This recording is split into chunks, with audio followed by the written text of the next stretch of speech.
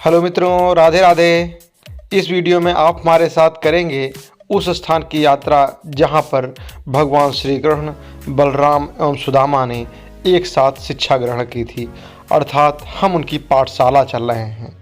यह पाठशाला उज्जैन में स्थित एक प्रमुख धार्मिक स्थल है जिसको लोग संदीपनी आश्रम के नाम से जानते हैं। यह आश्रम मंगलनाथ मंदिर जाने वाली मुख्य सड़क में स्थित है। इस आश्रम तक बहुत आसानी से पहुंचा जा सकता है क्योंकि यह आश्रम मुख्य सड़क में ही स्थित है और यहां पर कार और बाइक से लोग आ सकते हैं। ये महाकाल मंदिर से लगभग 5 किलोमीटर दूर स्थित है। यहाँ पर आने के लिए अच्छी सड़क है। यहाँ पर पार्किंग के लिए बहुत सारी जगह उपलब्ध है और पार्किंग का कोई शुल्क भी नहीं है। तो आइए करते हैं एक और धार्मिक यात्रा संदीपनी आश्रम की।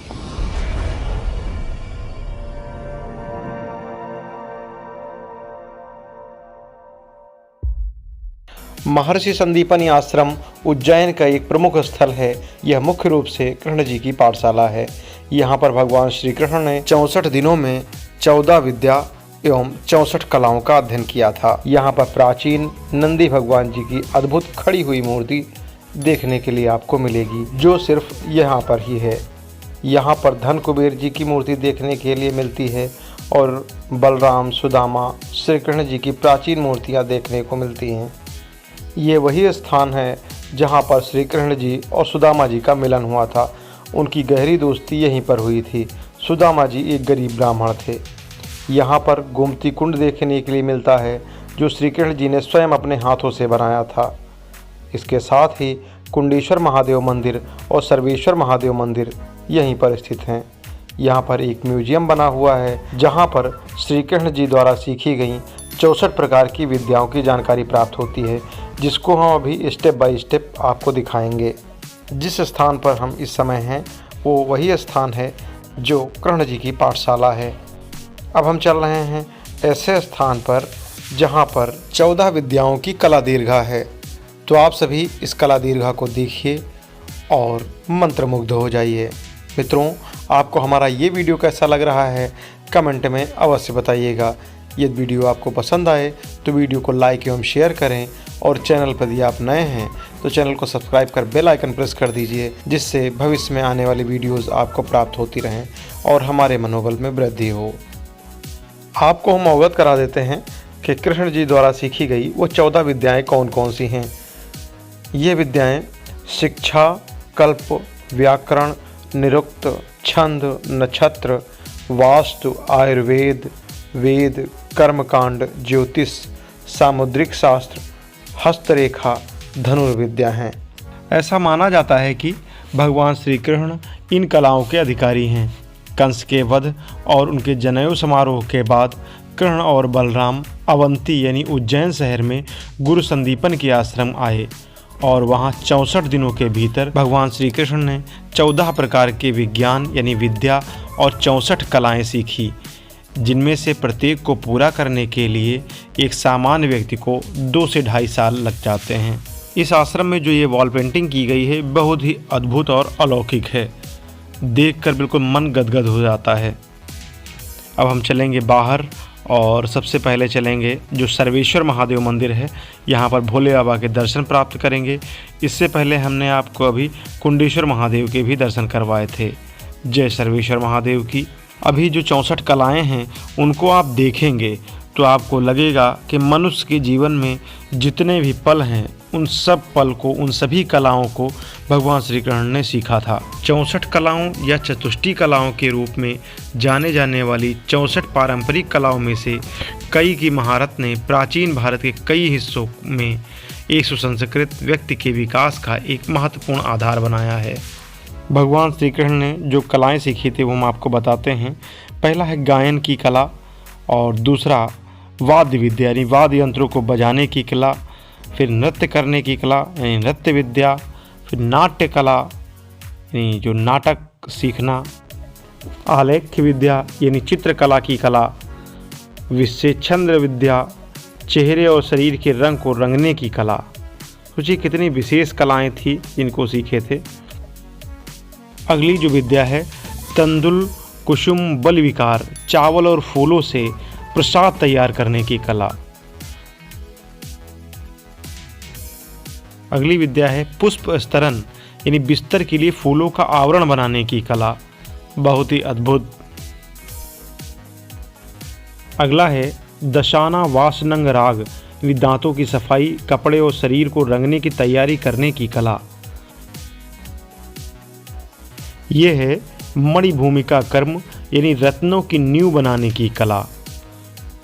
अगली कला है सैया रचना अर्थात बिस्तर को लगाने की कला।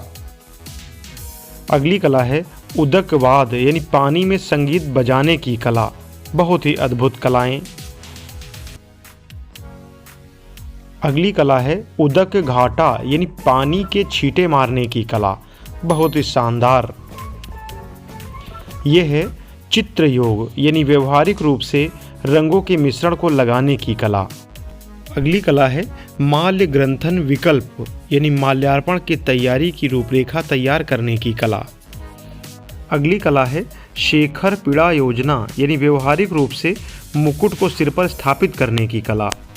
अगला है नेपथ्य योग यानी थके हुए कमरे में व्यवहारिक रूप से कपड़े पहनने की कला। अगली कला है कर्णपात्र भंगा यानी कान के ट्रगस को सजाने की कला। अगली कला है सुगंध युक्त यानी सुगंधित पदार्थों के व्यवहारिक अनुप्रयोग की कला। अगली कला है भूषण योजना यानी आभूषण लगाने या उनको पहनने की कला। इंद्रजाल यानी करतब दिखाने की कला। अगला है कौकुमार यानी एक प्रकार की ये कला है।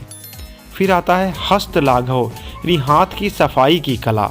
अगली कला है चित्रशक पुप भक्त विकार क्रिया यानी विभिन्न प्रकार के स्वादिष्ट भोजन तैयार करने की कला। अगला आता है पनाका रस राग सव योजना यानी लाल रंग के साथ व्यवहारिक रूप से स्वादिष्ट पेय और टिगिंग ड्राफ्ट तैयार करने की कला। सूची वय कर्म यानी सुई के काम और बुनाई की कला। सूत्र क्रीड़ा यानी धागे से खेलने की कला। अगला है वीणा दमुरक यानी वाद्य वीणा और छोटे ढोलक पर बजाने की कला। अगला है पहेलिका यानी पहेलियाँ बनाने और हल करने की कला। अगली कला है दुर्वाचक योग यानी भाषा का अभ्यास करने की कला जिसका उत्तर दूसरे के द्वारा दिया जाना कठिन है। अगला है पुस्तक वाचन यानी पुस्तकें पढ़ने की कला। अगला आता है नाटिका व्याख्या दर्शन यानी लघु नाटकों और उपाख्यानों को बनाने की कला। अगली कला आती है काव्य समस्या पुराण यानी गूढ़ छंदों को सुलझाने की कला। अगला आता है पट्टिका वेत्र बाण विकल्प यानी ढाल बेंत और तीर की डिजाइन तैयार करने की कला। तरक कर्म यानी तकिए से काटने की कला। कितनी सुंदर सुंदर कलाएं भगवान श्री कृष्ण ने सीखी थी, बहुत ही अद्भुत कलाएं हैं। अगली कला है तक्षणा यानी बढ़ई गिरी की कला। अगली कला है वास्तु विद्या यानी इंजीनियरिंग की कला यानी घर बनाना। रौप्य रत्न परीक्षा चांदी और रत्नों के परीक्षण की कला। कितनी सुंदर कलाएं भगवान ने सीखी थी। धातु वड़ा धातु विद्या की कला। आज के समय में ये संभव नहीं है कि इतनी कलाएं कोई साधारण मनुष्य सीख सके। अगली कला है मणिराग ज्ञान यानी रत्नों को रंगने की कला। अगली कला है अकरा ज्ञान यानी खनिज विज्ञान की कला। अगली कला है वृक्षायुर्वेद योग यानी जड़ी बूटियों द्वारा दवा या चिकित्सा उपचार करने की कला।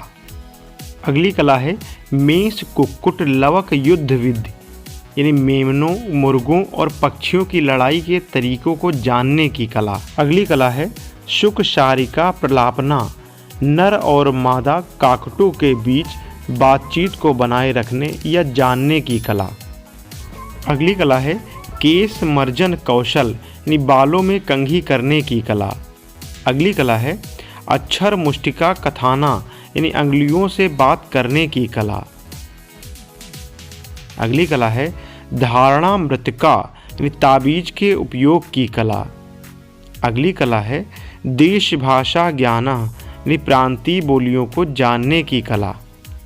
अगली कला है यंत्र मातृका यानी यांत्रिकी की कला। अगली कला है म्लेच्छित कुतर्क विकल्प यानी बर्बर या विदेशी कुतर्क गढ़ने की कला। संवाच्य यानी बातचीत की कला, मानसी काव्य क्रिया यानी पद्य रचना की क्रिया। अगली कला है अभिधना कोश छंदो ज्ञान यानी कोश लेखन और मीटर के उपयोग की कला। क्रिया विकल्प यानी एक साहित्यिक कृति या एक चिकित्सा उपचार को डिजाइन करने की कला। चलितक योग उनके नाम पर तीर्थों के निर्माता के रूप में अभ्यास करने की कला। वस्त्र गोपन यानी वस्त्रों को छिपाने की कला। धृत विशेष यानी विशिष्ट जुए को जानने की कला। अगली कला है आकर्ष क्रीड़ा यानी पासे या चुंबक से खेलने की कला। अगली कला है बालका कृदानका यानी बच्चों के खिलौनों का उपयोग करने की कला। अगली कला है वैनायिकी विद्या यानी अनुशासन को लागू करने की कला। अगली कला है वैजायिकी विद्या यानी विजय प्राप्त करने की कला। इस प्रकार अंतिम कला है वैतालिकी विद्या यानी भोर में संगीत के साथ गुरु को जगाने की कला। इस प्रकार हम देखते हैं कि भगवान श्री कृष्ण ने 64 दिनों में 64 कलाओं को और 14 विद्याओं को सीखा। मित्रों, आपको हमारा ये वीडियो कैसा लगा कमेंट में अवश्य बताइएगा। वीडियो यदि पसंद आए तो वीडियो को लाइक एवं शेयर करें और चैनल पर यदि आप नए हैं तो चैनल को सब्सक्राइब अवश्य कर लें, जिससे भविष्य में आने वाली वीडियोस आपको प्राप्त होती रहें। आप सभी से एक अपील, नेचर को क्लीन एवं ग्रीन बनाए रखने में मदद करें, सिंगल यूज प्लास्टिक का प्रयोग ना करें।